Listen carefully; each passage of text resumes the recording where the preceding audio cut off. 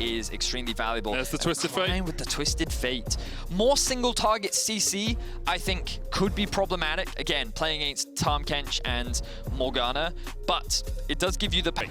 For now, they don't want to run the risk. They know that they have stronger team fighting tools, but they don't need to take any unnecessary gambles, especially against an Olaf in the early game. Cryin will be a little bit more proactive on the map. Notice how Humanoid hovering on the bot side doesn't have cleanse. Ghost comes out from Wei, flash away. Alyoya coming in from the side as well. The binding's going to be used, but the shockwave will not do enough damage, and now Alyoya has to flash away himself. Kaiser and Kazi on their way up, but no level 6 means Kaiser can't get his teammates out. Kazi gobbled up by Kaiser. He's going to try and get this Jinx close enough to the wall to flash away. The play almost caught him out, but Mad able to escape. As what is the gap between them? Is there one? Well, we're about to find out as the Twisted Fate ultimate comes through. Destiny down towards the bottom side. Flame Chomper's coming out as well. The Devour used on Kazi, and the hook goes wide. Shockwave popped just to disengage. Armut keeps Xiaohu around in the top lane. Flash away from the Gnar here. Armut continuing to trade in. Only has a Sheen right now. And forces Xiaohu. Hit that part of the jungle. Ultimate comes through. Good damage. Forcing Kazi further back. And that's the issue when you play into a Felios. You can see Gala picks up, I think, 530 gold there. Any big fights that could potentially catapult the Olaf extremely far ahead could give RNG the gold lead that could... Oh, hang on, but Xiaohu is actually looking for something here. Well, you've got the Destiny available from Cryin. He's down in the bottom side. Xiaohu bound.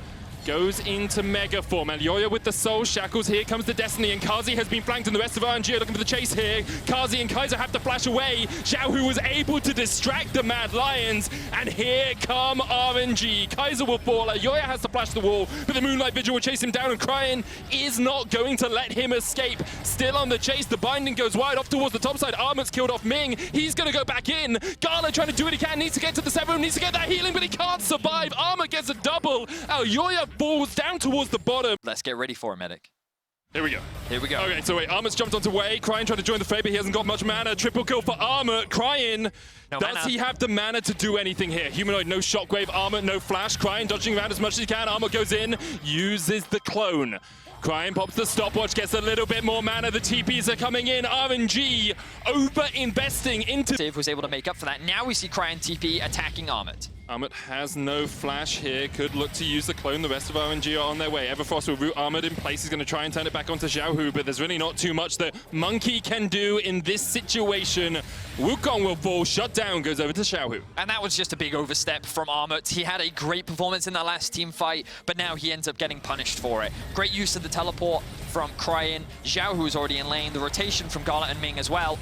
And these are the type of picks that RNG is going to keep looking to leverage as they break down the third outer tower. RNG will get that mid-tier 1. Humanoid is pushing down the bot. And if they can just get to play the standard team fight, then that's true. But what Armut is going to be looking for is a flank. That's what he always does when he's... Just outside of the pit, we'll spot RNG doing it. Armut is working his way up through the river. Hasn't teleported yet, but does have the TP. 3000 HP on the Baron. There's the TP. It's too little too late. You got to feel that Baron is gone. RNG secure it. Moonlight Vigil coming in. The shockwave only hits onto a Ragnarok target, and they're trying to dive onto Gala, but Armut is already dead. The best form of CC is death. RNG read the manual as well. The hook goes a little bit wide for Ming as Mad Lions try and turn this fight back around. Xiaohu's been forced off towards the top side. Wei is down as well, but extremely confident Baron take. They were like, listen, we know how far ahead we are. We know how quickly we take this Baron. You either fight us or we get this objective for free. And they're going to walk away with the Baron. Beautiful execution from the side of RNG. And the side lane does not have the teleport. This tier 2 in the bottom lane will fall. RNG going to get 2 more towers to their names in just a couple of moments times. Gold lead is Armut. 4-2-2 on this Wukong, but even he is 1,000 gold behind Xiaohu. As RNG continue to step forward in look to try and make a Baron for Ocean Drake trade. Gala will secure the Ocean Mad Lion, stepping forward here. They're on Scuttlecrab Vision. Xiaohu almost got that Mega Gnar bar up. The Baron goes down to about 10,000 Mad Lions. Have to choose, do you stick or do you flee? Wei caught out with the Zap. Mad Lions will disengage.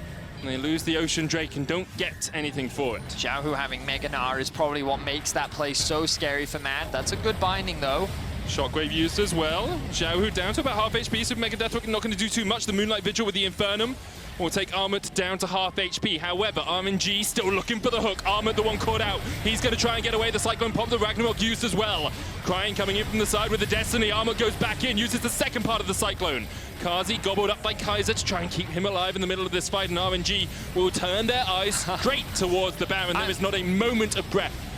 I mean, they can, because so many ultimates have been used, and Gala's just going to melt through this objective. Elyoya can't get close. Elyoya flashes in.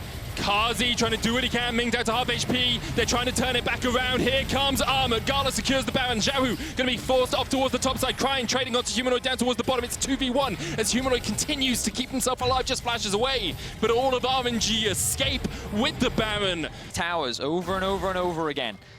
And just slowly breaking their way into the base. Here comes the Tahm Kench ultimate from Lafang. Crying doesn't have flash. He hasn't got it on his unsealed spellbook. The Cyclone coming in as well. Crying will pop the stopwatch, and RNG are looking for inhibitors while this is happening. Crying is down, but the inhibitor tower is also down in the mid lane and in the bottom lane. Zhao, who's going to look for this bot lane inhib. The rest of RNG have disengaged. Ming's going to have to try and get himself away, but he doesn't even have the flash. Mad to pick up 2 kills, and RNG have not taken an inhibitor. TP behind them. Humanoid has the shockwave. Xiaohu and Wei, the targets. Gala pops his stopwatch, but he's in the midst of 4 members of the Mad Lions, and that's another shutdown. Humanoid pops a stopwatch of his own, tries to keep himself alive as Xiaohu will take him out, building up that mega bar as well, and Mad Lions will disengage. Xiaohu can try and turn it back, but Mad levels so much, sitting at 315 CS as right now. The TP behind the back door from the Twisted Fate. Oh, RNG is going to do it again, going in for the inhibitors. Crying will be there. There's no minions, so he cannot take the Nexus Towers. Wade's going in. He's got a higher level smite, but Elyoya secures it.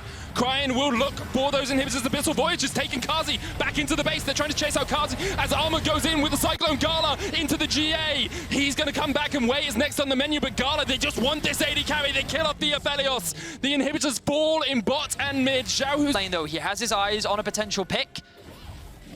And the question mark pings are coming down. Armit's pushing forward.